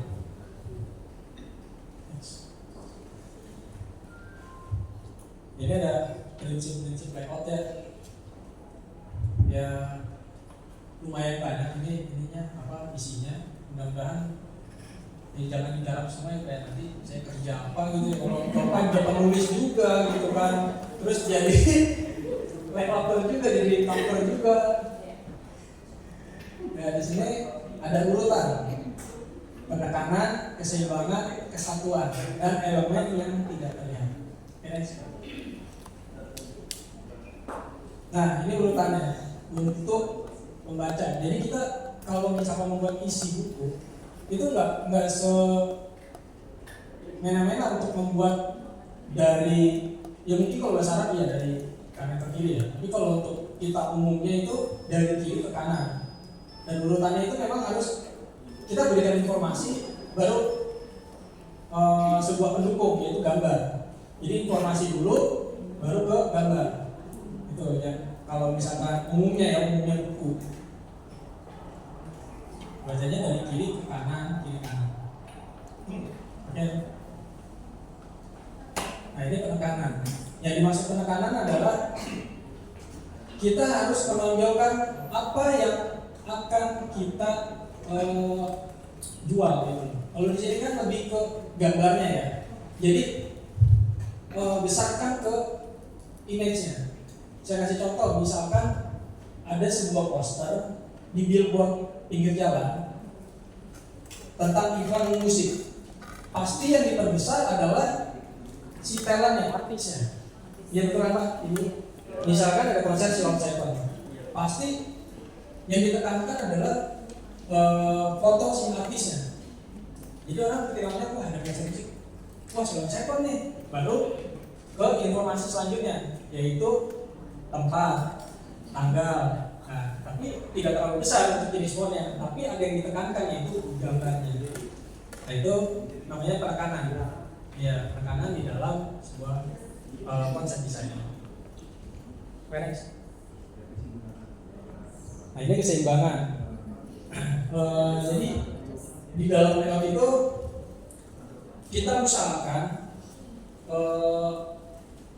gambar atau warna itu harus seimbang. Misalkan di halaman yang kiri, yang sebelah kiri, itu kita beri gambar di atas 3, di bawah 3. Jadi agar tidak jomplang. Kita lihat di sebelah kanan. Di sebelah kanan ada gambar 2 dan sebelah kirinya hanya teks. Sebenarnya nggak ada patokan atau nggak ada wah ini nggak bagus gitu ya. Tapi kalau secara dari kaidah-kaidah desain atau layout, keseimbangan ini perlu gitu diusahakan. Jadi dari penulisnya pun ketika memberikan naskah ya sudah memikirkan gitu ya antara gambar sama teksnya. Karena memang agak kesulitan kita sebagai layouter atau desainer ketika dapat naskah dari penulis itu lebih dominan teksnya daripada gambarnya. Karena kita wah ini nggak bagus nih gitu, kok plain doang begini ya, karena memang pendukung gambarnya itu dari penulis tidak diberikan gitu. Jadi ketika memberikan naskah ya usahakan dari penulis memberikan gambarnya juga, gambaran. Kalau tidak bisa memberikan gambar, gambaran bahwa di sini nanti ada gambar pendukung untuk kalimat ini. Next. Ini apa sih? Oh, kesatuan. Udah kelihatan saya. Kesatuan. Nah ini kalau saya lihat sebelah kiri itu, kalau misalkan ada gambar, ini contoh ya, anak kecil. Kalau misalkan tidak ada gambar bulatan warna kuning itu di belakangnya, semua harus sama, tidak ada. Tapi kalau satu, kadang kita mengambil dari gambar dari internet, itu kan suka ada yang polos dari backgroundnya, dan ada yang, nah itu diusahakan, diharuskan, sebenarnya sih apa ya, sunnah muakkad ya. Jadi apa namanya, kalau jerat satu sudah ada, semua harus dilengkapi gitu. Makanya di situ saya beri gambar warna kuning semua, jadi dia satu kesatuan. Dan yang gambar sebelah kanannya pun sama ya, ada kotaknya tadi juga nggak ada. Cuman gambarnya karena saya coba untuk kasih kotak, ya udah semua harus kasih kotak semua.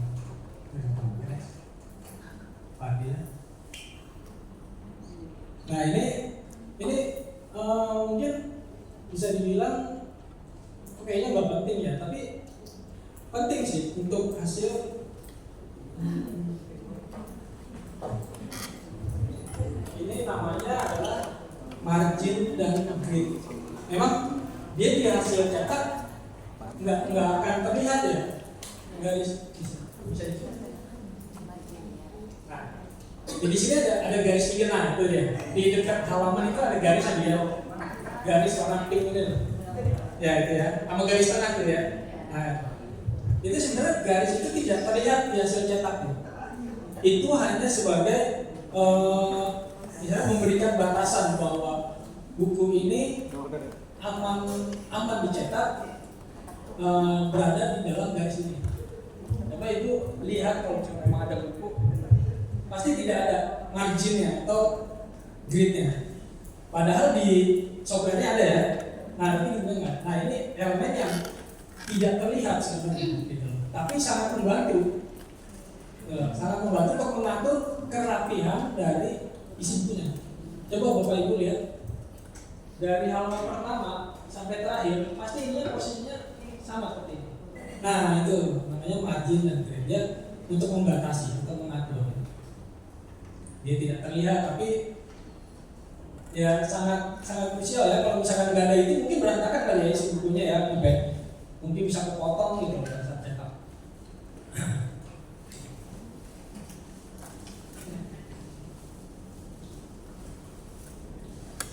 Ya ini kira-kira spesifikasinya ya, untuk kita harus tentukan juga ukurannya, terus jumlah halaman sih yang paling penting juga, jumlah halamannya, karena jumlah halaman itu mempengaruhi punggung buku. Kalau misalkan semakin banyak halamannya, ya punggung bukunya itu semakin tebal, dan ukurannya juga pasti berbeda, dan biayanya juga pasti berbeda, biaya untuk biaya cetaknya. Jadi biasanya si penulis itu sudah koordinasi dengan editornya untuk menentukan isi halamannya ya, Bu Ivana ya. Next. Ini untuk cover bukunya, software-nya juga yang tadi saya sudah jelaskan, gambarannya seperti ini untuk ukuran punggung. Nah untuk ilustrasinya ini biasanya dari penulisnya, idenya. Misalkan penulis menginginkan gambar, saya mau bikin buku SD, tolong kasih gambar anak-anak bermain di lingkungan belakang sekolah, tapi dia nggak punya gambarnya. Itu bisa kasih gambaran aja ke editornya atau ke desainernya. Nanti kita yang mengembangkan dengan ide kita. Kalau misalkan gambarnya dari mana sih gitu kan, sebelum ada yang nanya saya jawab dulu deh. Jadi gambarnya dari mana gitu kan. Jadi dari penulis itu bisa sampaikan ke kita, ke desainer atau ke editorialnya. Jadi gambarnya, oh ini saya yang beli ya, oh enggak. Tadi yang Ibu Pana bilang, sampaikan, dan Pak Gila bilang, semua dari Erlangga, semua dari Erlangga. Jadi ibu bapak ini hanya membuat naskah dan memberikan data diri. Enak ya, Pak Ibu ya. Oke, cukup sekian dan terima kasih.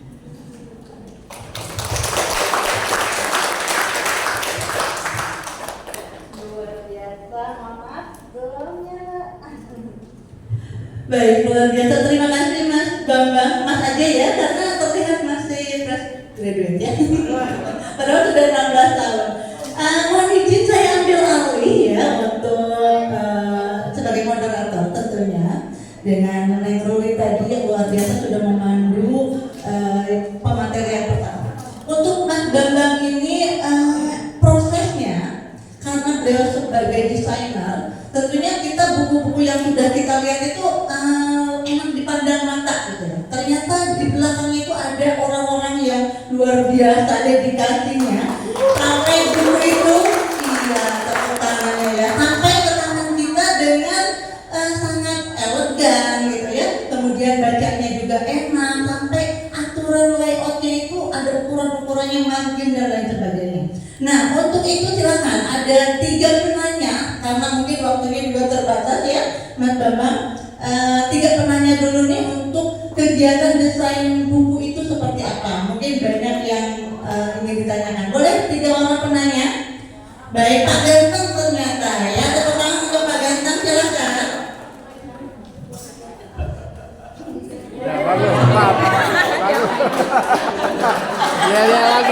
Ini kita ke Ivana sama Mas Bambang ngasih tepuk wow. Gimana? Wow, keren. Wow, keren.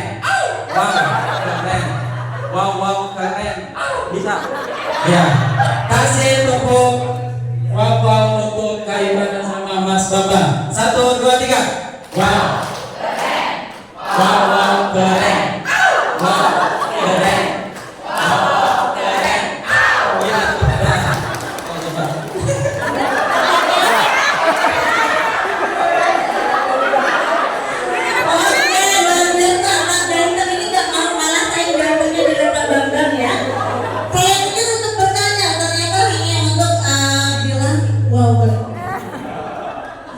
Terima kasih loh Pak Ganteng, ini selalu menghibur kita. Ada pertanyaan dari Bunda Yoma. Boleh sebutkan nama dulu dan asal instansinya. Silakan Bunda. Assalamualaikum warahmatullahi wabarakatuh. Makasih. Saya Yoma dari SMP Negeri 1 Tulungaga. Pertanyaan saya, apakah 3 software yang tadi dipaparkan bisa tergantikan dengan aplikasi Canva sebagai penulis awal? Terima kasih. Oke, baik. Terima kasih. Boleh langsung dijawab Pak Bambang, apakah 3 software yang tadi sudah disampaikan oleh Pak Bambang itu bisa digantikan oleh gambar-gambar yang sudah tersedia di Canva gitu? Silakan Pak Bambang. Begini, sebenarnya Canva itu hanya digunakan mungkin untuk apa ya, untuk wah gawat nih besok ada meeting nih, disuruh cepat nih, suruh jadi nih, itu Canva dilakukan itu ya. Jadi memang untuk daerah, tapi tidak disarankan, bukan disarankan lagi, memang nggak boleh menggunakan Canva untuk membuat isi buku karena krusial banget. Sangat banyak faktor ya, dari jenis ukuran kita di software itu memang banyak faktor yang memang tidak ada di Canva. Itu Canva itu ya itu menyesatkan juga sebenarnya gitu. Kalau saya ya sebagai desainer itu ancaman juga gitu ya, ancaman juga karena begitu mudah ya menggunakan keyboard udah jadi gitu loh. Tapi memang tetap kita tidak bisa menggunakan Canva itu sepenuhnya karena ada beberapa ide atau kreatif kita sebagai human ya itu nggak bisa diartikan, dijelaskan oleh si mesin tersebut. Iya, karena kalau misalkan Canva itu template ya. Jadi ketika mungkin kalau untuk sekarang dalam waktu jangka setahun itu tidak akan ketemu bangsa 1-2 dengan pengguna yang lain. Misalkan ibu dengan ibu ini dalam setahun ini mungkin nggak ketemu gitu, saya bikin seperti ini. Tapi dalam waktu 2 tahun itu namanya template pasti akan ketemu nanti gitu. Tapi kalau misalkan ide kita sendiri itu nggak akan pernah ketemu. Tetap ide dan tidak disarankan untuk Canva membuat desain cover dan tapi kalau untuk meeting disuruh kepala sekolah daripada ngomongin kepala sekolah kan ya Mas ya. Pengalaman pribadi ya. Iya, pribadi ya. Oke, baik. Jadi untuk jelasnya ya Bang ya, kalau untuk desain buku terutama yang produk Erlangga itu tidak menggunakan aplikasi Canva ya. Apalagi AI mungkin ya. Itu dia. Jadi benar-benar ini adalah hasil karya manusia gitu. Baik. Ada lagi pertanyaannya selain dari baru satu pertanyaan, satu penanya boleh Bunda. Silakan sebutkan nama dan asal sekolahnya Bunda. Baik, assalamualaikum Pak Bambang. Saya dari SMP Biologi 3 Raksa. Ya, kami saya 20 tahun mengajar di SMP. Di sini sudah 20 tahun menggunakan buku Erlangga. Nah, yang menjadi saya kebetulan bukan mau kritik, bukan ya Pak ya, mempelajari isi dari buku tersebut. Saya mau tanya, apakah pembuat buku itu guru atau dari dinas yang terkait? Karena apa? Jujur, saya melihat kurikulum Merdeka ini, saya lihat isinya monoton dengan gambar. Untuk anak SMP, saya pikir mereka sudah banyak yang isi. Yang kedua, saya juga mempelajari, karena saya sendiri mau buat sendiri materi saya. Karena apa? Materi ini kadang-kadang udah sampai nggak yang kan saya bahasa Inggris Pak. Saya jurusan bahasa Inggris. Jadi zaman kita uan dulu, kita kadang buat soal sendiri, apa sendiri begitu. Jadi benar-benar memang tahu dari 20 tahun kita itu isi buku itu tahu seperti apa kualitasnya. Nah, kadang anak-anak saya mau protes lagi, Mem, ini kan salah bukunya. Iya, yang buat ini manusia, belum tentu semua benar, mungkin salah cetak. Nah, itu ada anak-anak 1-2 yang kritis. Kemudian ketiga, mungkin banyak yang orang dalam dari Erlangga juga saya kenal gitu. Pertanyaan saya adalah coba yang membuat isi itu dari guru kah atau dari dinas terkait? Terima kasih Pak Bambang Ganteng. Terima kasih Bunda. Guru SMP biologi dan sudah menggunakan selama 20 tahun buku Erlangga, dan ternyata banyak temuan gitu ya. Banyak temuan di mana ada temuan dari siswanya sendiri yang lebih kritis, dan pertanyaannya adalah apakah penulis buku tersebut adalah guru atau pihak lain gitu. Silakan Pak Bambang. Ya sebenarnya ini bukan ranah saya sih ya, tapi saya coba menjawab setahunya saya ya, sepengetahuan saya. Jadi untuk isi materi itu sebenarnya dari penulis lalu ke editorial. Kalau saya tugasnya itu mempercantik tampilan, memperindah ya dari sisi desainnya. Jadi kalau untuk isi materi ini kurikulum seperti ini itu di luar kuasa saya gitu loh, Ibu. Mohon maaf ya Ibu. Oke, baik. Ibu mungkin agak terwakili tapi belum terjawab ya. Karena pertanyaannya itu penulis itu guru atau bukan sih gitu. Boleh dong dari pihak Erlangga yang lain? Boleh dari Mbaknya. Iya betul. Silakan. Mungkin itu pertanyaannya cocoknya ke saya. Kalau dari buku-buku pelajaran yang saya lihat dan teman-teman saya divisi lain gitu, buku bahasa asing ya Mas ya. Nah, penulisnya tentu saja kalau tidak dosen guru gitu. Kalau tidak dosen guru. Jadi yang menulis bukunya antara dosen tergantung materinya gitu. Misalnya buku-buku SMA, nah biasanya dosen atau enggak guru. Tapi mohon maaf ya, karena memang dalam proses editing itu kita melakukan cek secara berkali-kali gitu. Kita uji baca berkali-kali, kita sudah di layout, kita baca lagi, kita koreksi lagi, kita syuting lagi berkali-kali. Bahkan untuk buku saya sendiri, saya sampai hafal gitu ya, maksudnya teks isinya bagaimana, cerita anaknya bagaimana, anaknya ngapain, sampai hafal titik komanya di mana. Jadi semisalnya jawabannya yang tadi Bu, jawabannya tidak sesuai, ya saya mohon maaf, mungkin tim kami ada yang kelewatan gitu. Terlewat untuk merevisi di bagian tersebut. Tapi semisal Ibu menemukan kesalahan jawaban atau mungkin materi, Ibu bisa menghubungi tim kami gitu. Jadi masukan-masukan tersebut kami sangat open.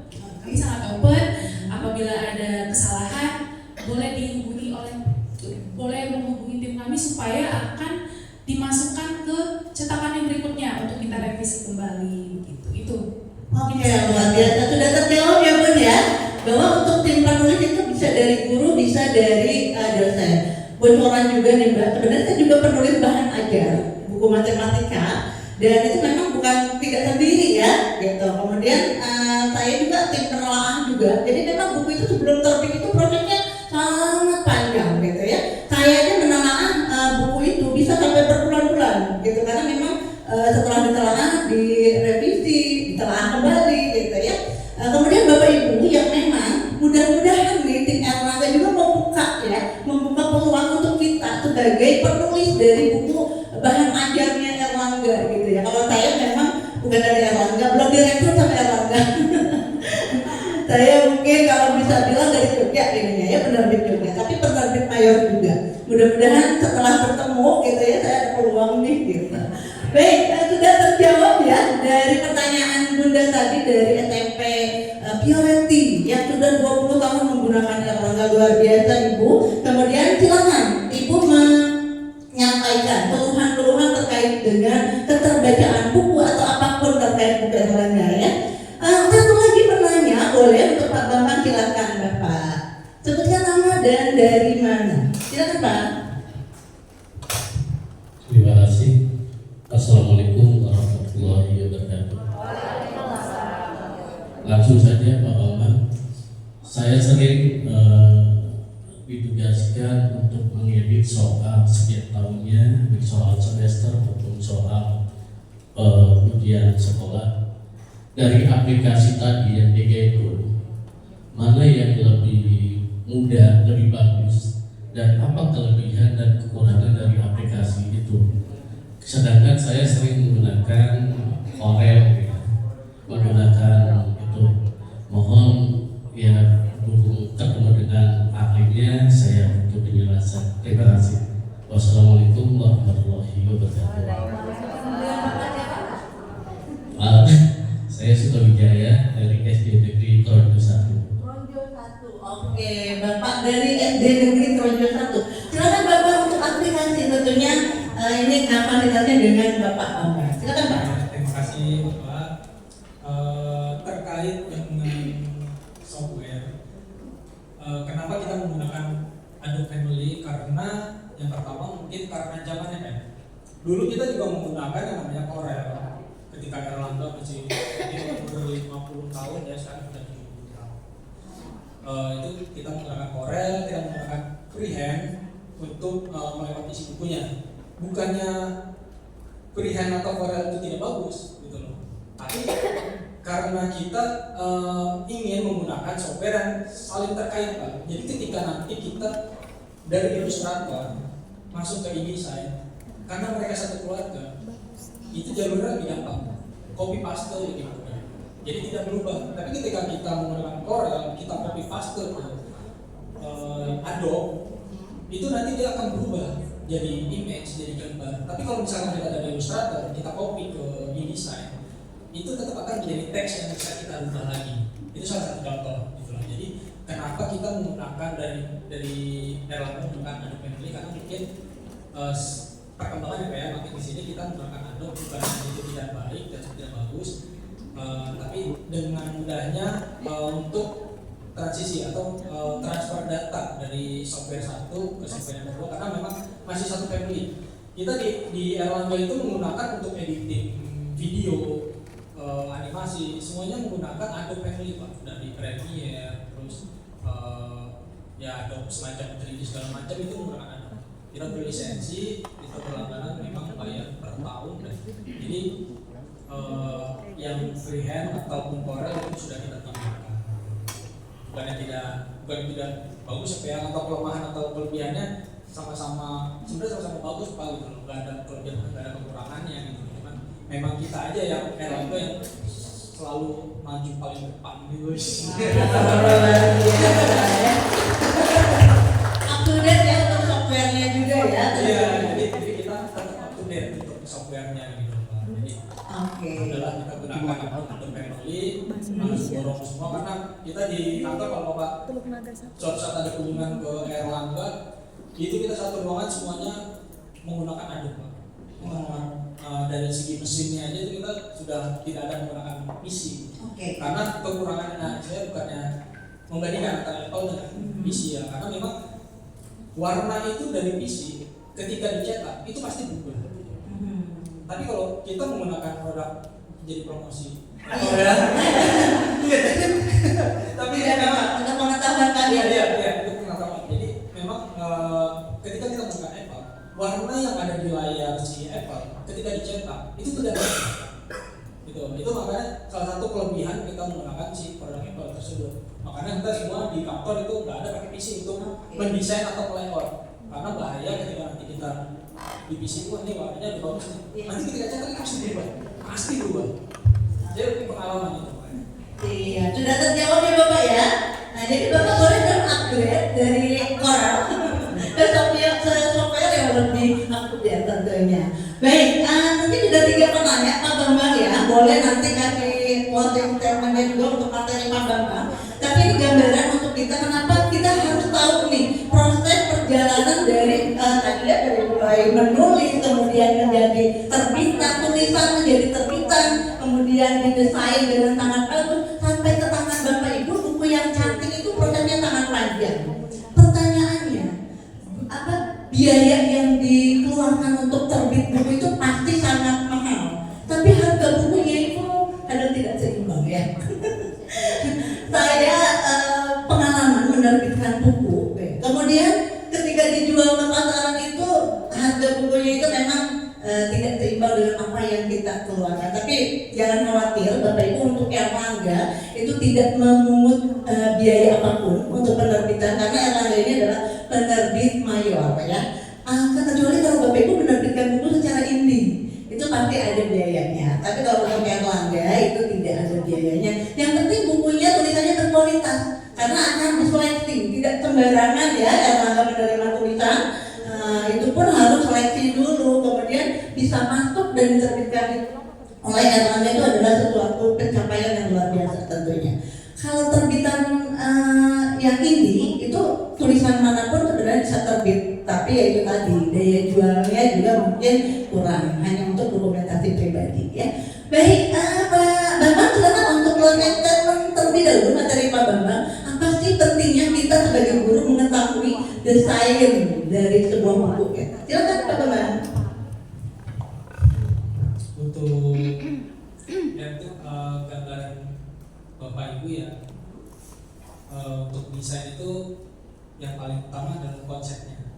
Jadi pikirkan dulu secara matang konsepnya sebelum itu terjun ke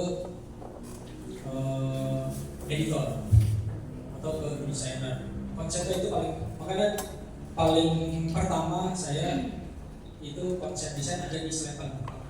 Itu paling utama. Itu kan konsep desainnya, terus softwarenya, layoutnya dan cetaknya. Udah itu aja.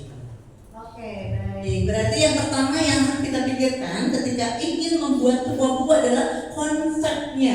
Bukunya itu untuk target pasarnya juga harus dipikirkan tentunya ya. Sebelumnya itu konsepnya dulu gitu. Baik, mungkin dari tim Erlangga, selain dari Pak Bambang dan Mbaknya, mohon maaf tadi Mbaknya tuh Mbak Ivana, ya mohon izin. Mbak Ivana dan Pak Bambang, ada 2 tamu lagi nih Pak Bambang. Silakan untuk Pak Bambang, kita kasih tepuk tangan karena materinya sudah selesai. Silakan untuk menempati tempat duduk kembali. Ada 2 tamu dari tim Erlangga dan kita juga harus kepoin nih Bapak yang 2 ini ngapain ya, gitu ya. Kemudian Bapak yang silakan boleh dong untuk sesi dokumentasi juga kita memerlukan dokumentasi tim Erlangga yang full ya. Silakan untuk Bapak dari tim Erlangga cabang Banten. Ini apa? Divisi Banten. Oke, silakan Bapak.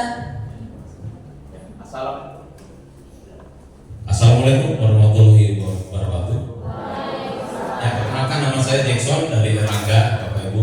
Yang pertama-tama terima kasih Bu Nuri dan Ibu semua panitia serta Bapak Ibu guru semua yang ada di sini, karena Erlangga sudah diberikan kesempatan di sini untuk tampil ya. Kalau tadi sudah dari editor, ada dari desain, kalau kami dari segi bisnis, kalau dari pemasaran ya. Tapi seperti Bapak Ibu ketahui juga bahwa kami pemasaran Erlangga bukan hanya berputar di bisnis saja. Mungkin bisa Bapak Ibu perhatikan juga banyak kegiatan-kegiatan untuk pelatihan-pelatihan yang bisa disondingkan dengan Erlangga, kolaborasi dengan sekolah dengan pihak Erlangga gitu ya. Selain dengan kegiatan-kegiatan hari ini, ada kegiatan-kegiatan lain, dan bahkan kedepannya kami punya rencana kegiatan juga di Banten atau mungkin diambil secara kabupaten atau kota, akan kami buat kegiatan-kegiatan yang bisa menambah pengetahuan baik untuk Bapak Ibu guru atau juga menambah untuk misalnya leadership untuk Bapak Ibu kepala sekolah, gitu banyak kegiatan yang bisa kita laksanakan. Ya mungkin kalau dari segi kami pemasaran, ya kami sangat menunggu juga Bapak Ibu guru menulis buku Erlangga. Seperti misal tadi Ibu masih di yang lain mungkin agak bisa Erlangga ya, Pak. Boleh juga tuh Bu. Ya di sini juga saya bersama teman saya ya, tim saya Pak Komarudin, beliau yang menangani jenjang SMP. Kalau saya menangani jenjang Tangerang Raya, jenjangnya SMP, SMA dan SMK. Di atas saya masih ada lagi Pak cabangnya itu mungkin Bu sudah ketemu ya. Ya mungkin kalau dari kami itu minta izin juga mungkin dari tim kami yang banyak yang sering agak-agak bikin repot sedikit gitu ya, ada yang lagi nulis bikin dulu mungkin silabus misalnya tiba-tiba datang Bu ini nggak mau ngobrol gitu ya, itu tim masalah kami gitu ya. Ya ada dari salesnya kami sudah terbagi, makanya mungkin kalau di Erlangga sudah lebih rapat kunjungan ke sekolah karena kami sudah terbagi-bagi jenjangnya. Ada yang memegang jenjang khusus SD, SMP, SMA, SMK sudah terbagi, wilayah kecamatan terbagi, sehingga kami hampir lebih masif lah kalau melakukan Erlangga. Dengan saya menceritakan ini, semoga Bapak Ibu guru jadinya berpikir oh ya kalau kita harus di Erlangga berarti masalahnya banyak, penjualnya akan masif. Hasil royaltinya tadi yang itu mungkin udah dihitung tadi di pojok gitu ya. Bukan cuma untuk naik haji doang nih, bisa nambah lain juga ya tur gitu ya. Itu Pak Ibu ya. Yang mudah-mudahan hari ini memberikan pencerahan juga supaya Erlangga makin disukai Bapak Ibu guru dan tulisan Bapak Ibu guru juga bisa digunakan baik di Banten maupun Indonesia secara keseluruhan. Terima kasih, itu saja dari saya. Atas kesempatan ini kami ucapkan terima kasih. Baik, terima kasih Bapak Jackson ya sebagai manajer pemasaran divisi Banten. Tepuk tangan dong. Luar biasa sekali, beliau adalah juga salah satu tim sponsor dari kegiatan ini. Tentunya terima kasih untuk tim Erlangga yang sudah membersamai kami dengan materi-materi yang luar biasa, menambah pengetahuan tentunya untuk kami dari guru SD dan SMP terkait dengan bagaimana sih cara penerbitan buku dan juga perjalanan dari mulai tulisan menjadi sebagai karya terbitan gitu ya.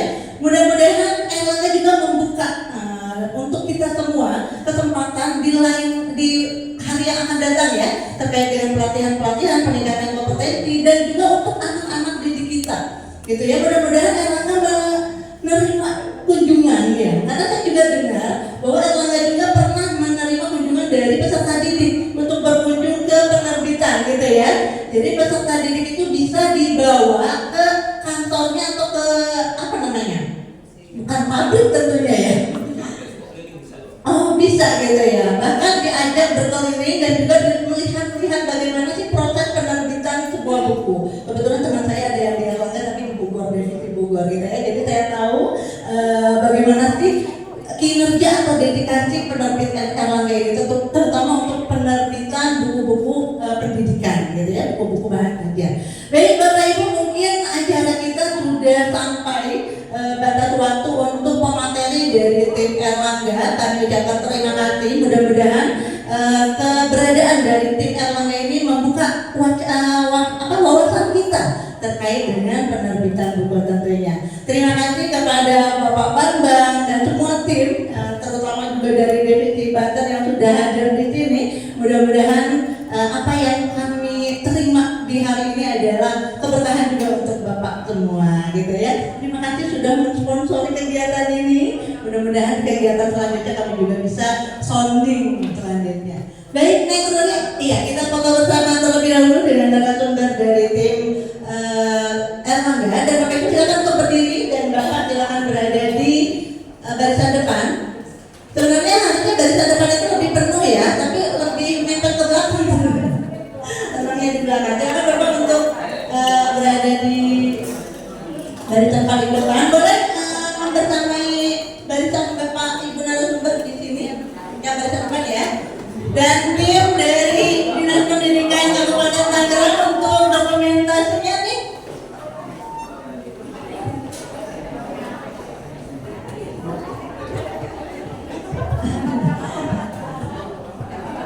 Oke, tim dokumentasi dari Dinas Pendidikan mohon izin. Oh ya, sudah ada? Boleh.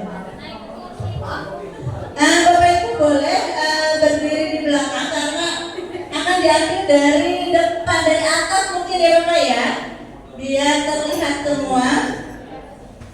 Mohon izin. Naik kursi kali Pak. Naik kursi Bapak mungkin nggak apa-apa. Ya tahu Pak. Sama berdiri saja. Yang pada sini. Yang ada Anda Oke.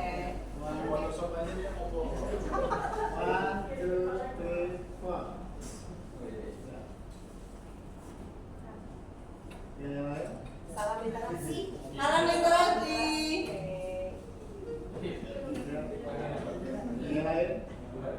Mau video nih?